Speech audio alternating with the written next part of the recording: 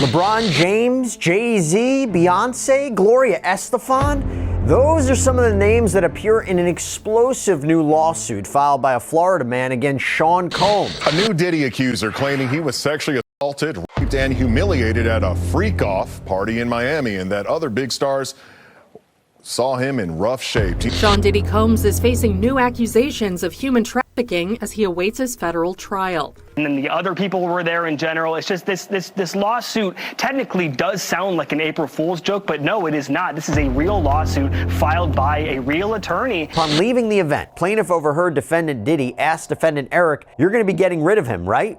To which defendant Eric responded, "Yeah, I'll be taking care of that." A single bombshell fact can shatter your perception of a legend.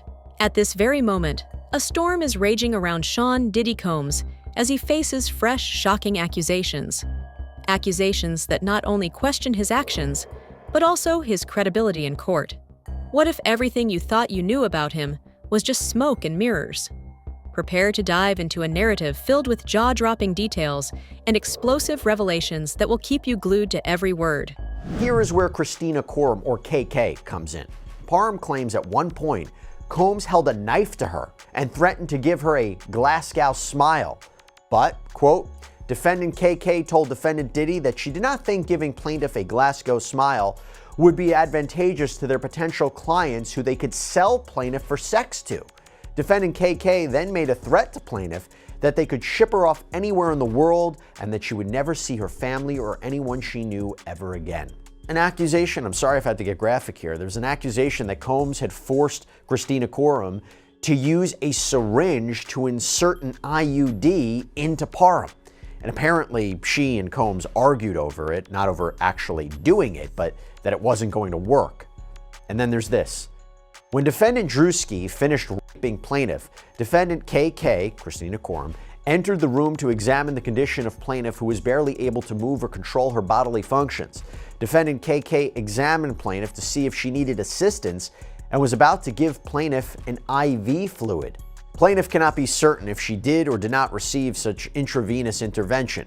Defendant KK then opened a different bag, different than the one defendant Diddy removed the oil from, where plaintiff observed several medicine bottles, IV fluid bags, and other unidentifiable powder-like drugs.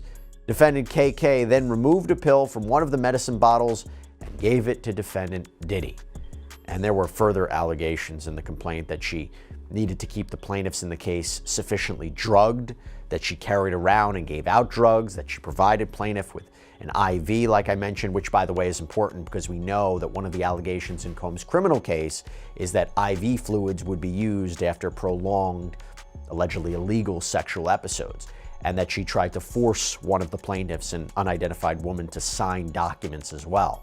By the way, in this case, she's being sued for racketeering violations, battery, assault, negligence, intentional and negligent infliction of emotional distress, unjust enrichment, aiding and abetting, sex trafficking, false imprisonment.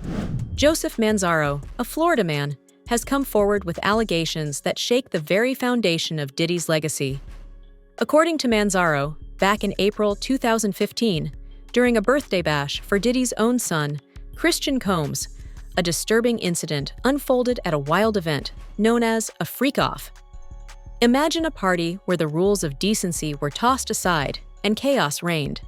A setting where even A-list celebrities like Jay-Z, Beyonce, LeBron James, and Gloria Estefan were in attendance. But it isn't the celebrity list that will stun you. It's what allegedly happened behind the glitz and glamour. LeBron James, Jay-Z, Beyonce, Gloria Estefan. Those are some of the names that appear in an explosive new lawsuit filed by a Florida man against Sean Combs, claiming he was a victim of sex trafficking and kidnapping at the hands of the music mogul. So why are these celebrities mentioned? What are the allegations? And most importantly, does any of this hold water? A new Diddy accuser claiming he was sexually assaulted, raped, and humiliated at a freakoff party in Miami, and that other big stars saw him in rough shape. TMZ is all over this story. Branson Quirk joining us live. Now, Branson, let me get this right. This new Diddy accuser is basically claiming he was sexually assaulted at the freakoff party, and he claims that other celebrities were there as well. Yes, exactly. In this lawsuit, it's important to note that these names are not being sued, but they are named as witnesses inside this lawsuit, those names being Jay-Z, Beyonce, Gloria Estefan, as well as LeBron James.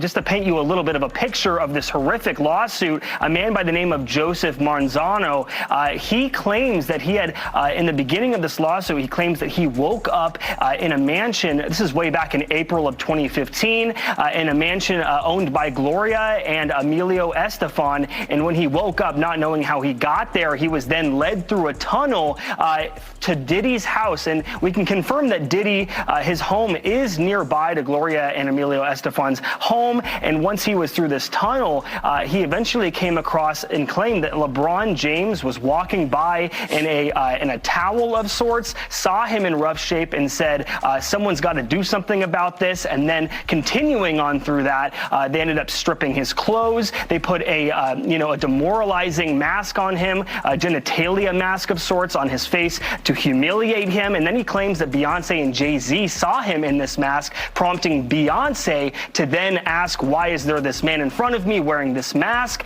And then claims that going forward, he doesn't remember too much more. And he said that he was drugged and everything. So Manzaro's lawsuit alleges that Diddy not only sexually assaulted him, but did so in a manner that is both degrading and disturbing. The claim? That Diddy strapped a penis to his face and paraded him around in front of the party guests. This isn't just a fleeting scandal. This is a claim so outrageous that it forces us to ask, how much of what we see is real, and how much is a well-orchestrated performance, being drugged and taken to a lavish party on Star Island in Miami?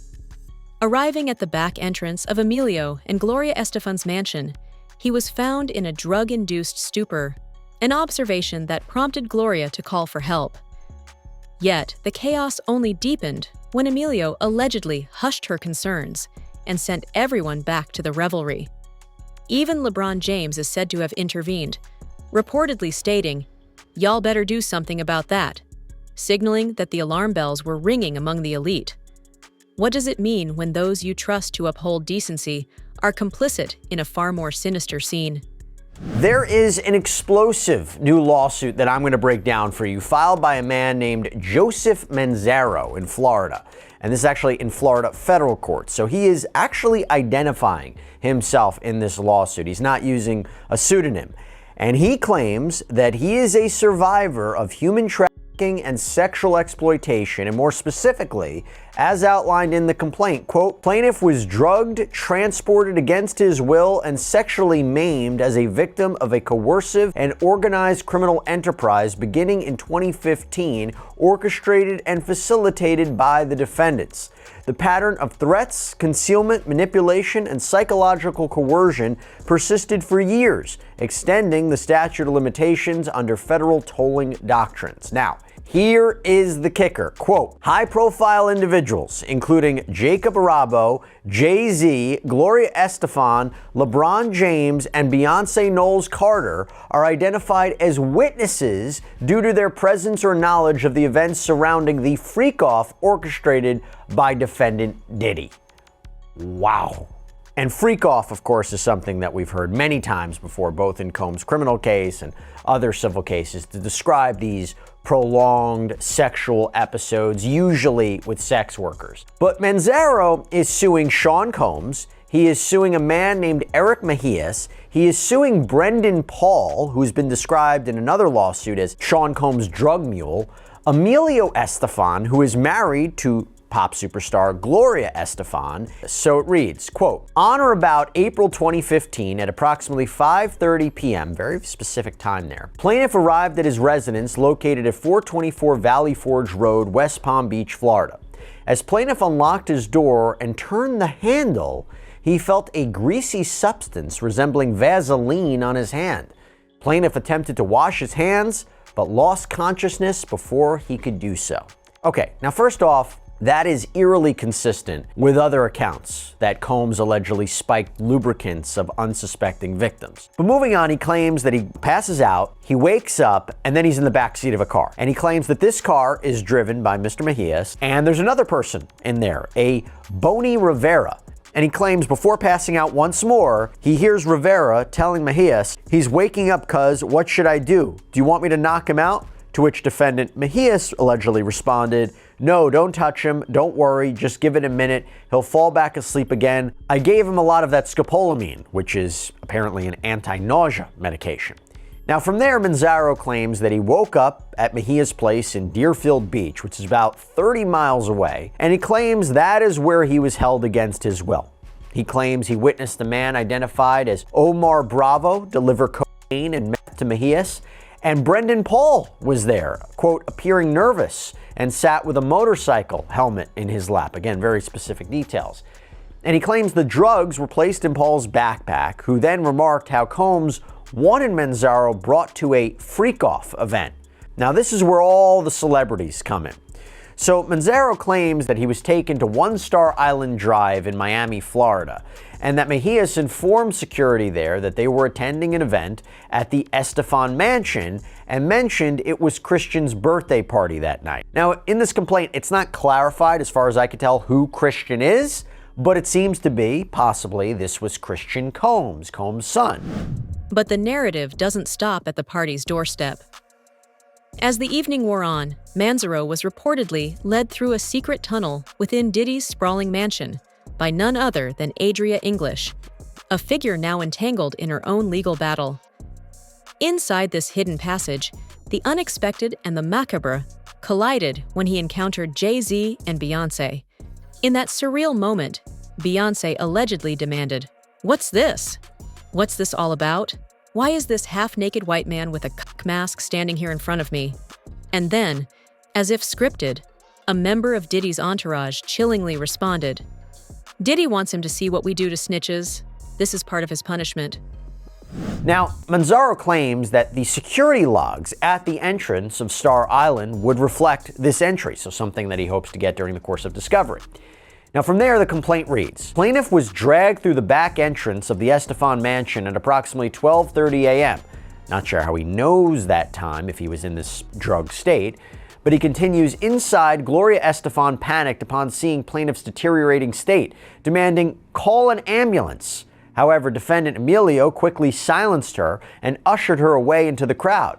At that moment, plaintiff briefly saw LeBron James, who was wearing a white bath towel, brown shower shoes, and carrying a shaving bag, walking through the hallway. LeBron James looked at plaintiff and in response to Gloria Estefan's plan for an ambulance remarked, "Y'all better do something about that." Quote, plaintiff was then led by defendant Adria, who identified herself as Diddy's personal sexual assistant, and through a concealed tunnel that connected the Estefan mansion to defendant Diddy's mansion, plaintiff was secretly transferred to defendant's Diddy mansion. So that's going to become a question if in fact their mansions are close enough for this to even happen, and whether there is evidence of this underground tunnel or this tunnel of some sort. Quote, upon regaining partial consciousness, the plaintiff found himself inside a large party area upon information and belief that it was Diddy's son's birthday party. Jay-Z and Beyonce Knowles Carter were seated in the room, and upon seeing plaintiff, Beyonce Knowles Carter asked, "What's this? What's this all about? Why is this half-naked white man with a blank mask standing here in front of me?" Manzaro's account describes a night where he was forcibly paraded around, left in nothing but a small thong and a black leather mask. The mask, with its sinister attachment, forcibly inserted and zipped closed over his head, symbolizes not just humiliation, but the complete dehumanization he endured. When celebrity jeweler Jacob Arabo reportedly exclaimed in disbelief, "What's this? What's going on with this guy?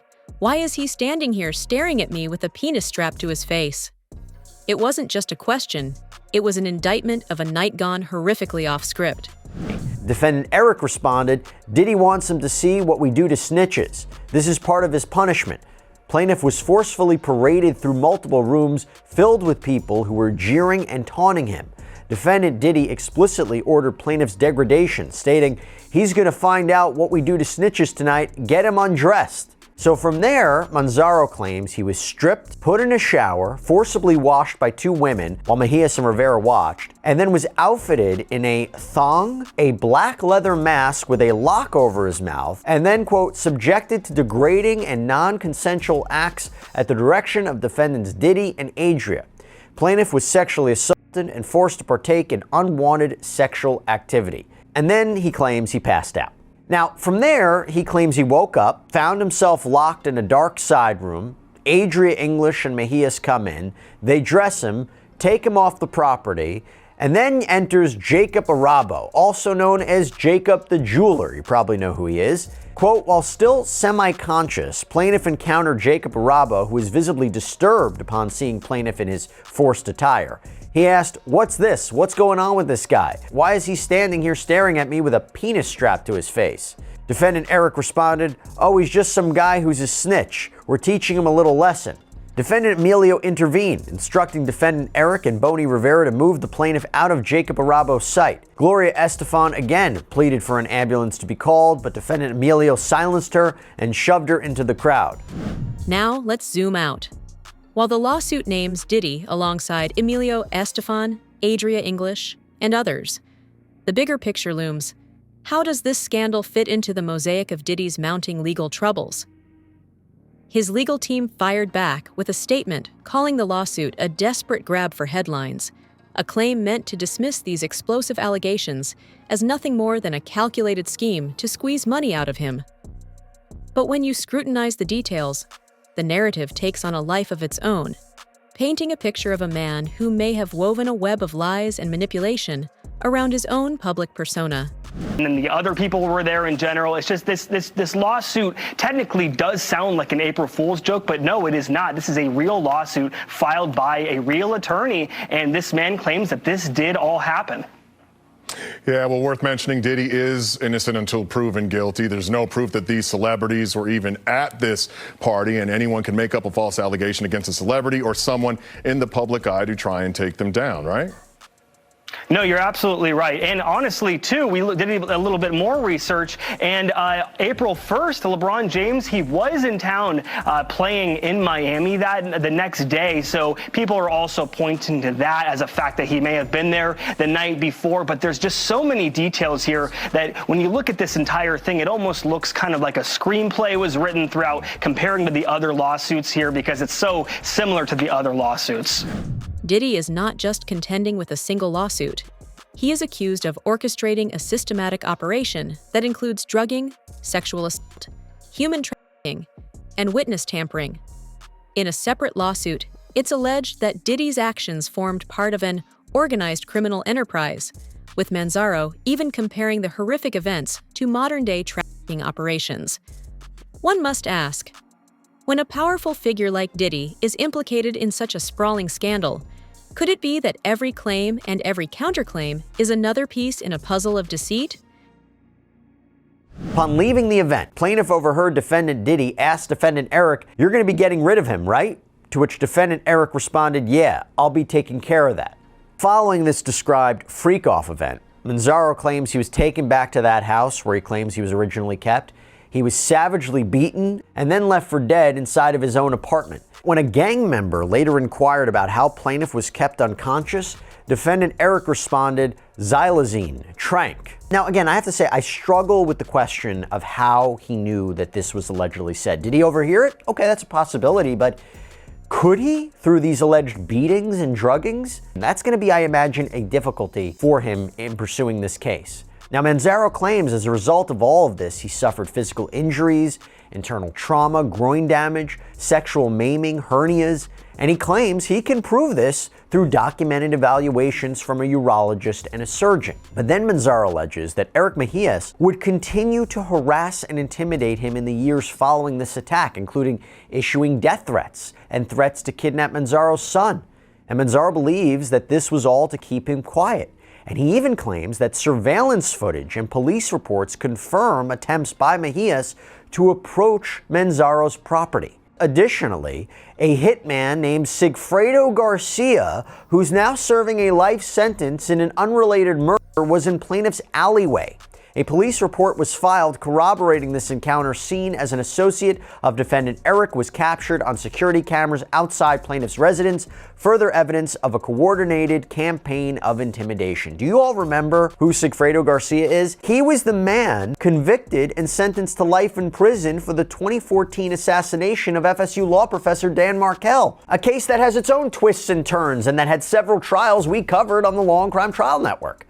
So here's a question for you, okay? Why wait all these years to file a lawsuit, right? That becomes a big question in all of the lawsuits that Sean Combs faces, because his argument would be, this is all a money grab. This is people coming out of the woodwork, they're jumping on the bandwagon, okay. Quote, defendant Adria actively obstructed plaintiff's ability to seek justice by tampering with evidence, interfering with legal proceedings, and conspiring to conceal the crimes committed against plaintiff. Defendant's acts of coercion, obstruction, threat, and ongoing intimidation persisted until at least 2021, demonstrating a clear pattern of misconduct that effectively told the applicable statutes of limitation under federal and state law, meaning the claims aren't time barred anymore because he couldn't bring these claims earlier. Quote, plaintiff has now compiled the necessary evidentiary foundation to proceed with this legal action, including verified medical records, sworn witness statements, and corroborating documentation directly implicating the defendants in his abduction, drugging, sexual exploitation, and abuse. Adding to the intrigue is the context of Diddy's trial, set to begin on May 5th, 2025, presided over by U.S. District Judge Arun Subramanian. Known for his storied legal career and his previous handling of high-profile cases, Judge Subramanian's role is central. His courtroom is the arena where every shred of evidence will be scrutinized, every claim tested. And as the trial looms, viewers are left to wonder, will the truth finally emerge, or will the spectacle of courtroom theatrics merely serve to further obfuscate the facts? Absolutely. If a person knowingly releases to the public a sex tape, like a pornographic nature involving a minor, that is absolutely a criminal offense in federal court and in state court. So I would say that anybody who does that could absolutely be charged with a criminal offense. But any of these tapes that eventually perhaps may make it out into the public eye, is that a slam dunk? Even if it's not in the public eye, is it a slam dunk, the fact that they're even there for the prosecution? It's Definitely very compelling evidence. Anytime you have videotaped evidence, it's very compelling to a jury and it's very helpful to the prosecution. In my opinion, the federal government, a lot of people don't realize this, but they have like over a 90% conviction rate on any case that they charge. So certainly anything that can up that odds to more than mid 90%.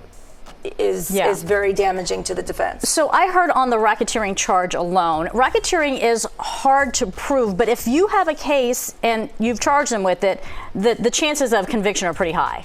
Like I said, even the federal government on their own website touts a more than 90% conviction rate. So that, in conjunction with the second count, which involves the sex with a I'm sorry, remind me, count two was, there's count one is racketeering, count two involves sex trafficking. Exactly. Which carries a life in prison penalty. With those charges alone, I would say, especially as more victims surface, if there's minor victims, this is very good for the prosecution. And there's the insider perspective. Former Da Band member Freddie P. recently came forward on the art of dialogue, advising Diddy to settle and avoid taking the stand. Freddie P's blunt commentary underscores a broader sentiment among insiders, that Diddy's pride may be his ultimate undoing. He warned, "Your ego f***ing you up. You already guilty in the public opinion, bro. Take the best plea you could get. Try to come home to your kids." It was, to me, honestly, and this ain't no slight, it's just, I like to see people get, they just do. Like, if he was innocent, I'd be speaking up, like, leave that man alone, because I hate bullies. But if I don't feel like he's guilty, I just feel like, bro, it's there. Like, all them people ain't lying, and then you know when a person lie because you know when a person lying, they ain't going into detail. Like, it's certain things, and people always trying to blame Cassie, like, no, bro, like, you ain't never been around a billionaire before, so you can't be around that, you don't know how to judge that situation when somebody, like, it's kind of like the dude, you ever seen the commercial? They hold a daughter and you're like, you gotta be quicker than that. They gonna keep dangling the money in your face. You gonna kiss like the carrot in front of the rabbit. You see the food, you gonna keep chasing it. And eventually you're gonna feel like, why would I quit and I done got to the 12th grade? Like, who gets to the 12th grade and quit school? So if you go through so many levels of embarrassment, you know, whatever you want to call it, and then you get to where you feel like I surpassed a lot of stuff. I done did the worst of the worst. You go to feeling like, okay, I want to be compensated. But as far as his crib, man, I just feel like, man, they deserve it. You know what I'm saying? You see he quiet, you gotta look at the surroundings. Like, people like, why his friends ain't talking? Why? Woo. First of all, everybody know. This we've been talking about this since I was a kid. Everybody know. You know what I'm saying? Ain't no sitting around to be acting like it's brand new right now. That irritates me. I was enjoying it because it's just my type of party, man. Just stay to yourself, mind your business. I'm not even looking at you nasty bitch. Like, I'm just like, I know y'all not looking at me. You get what I'm saying? At that time, man, you just happy to smoke weed, man, in privacy, man. We were just happy to get away from everybody and get our weed in the air.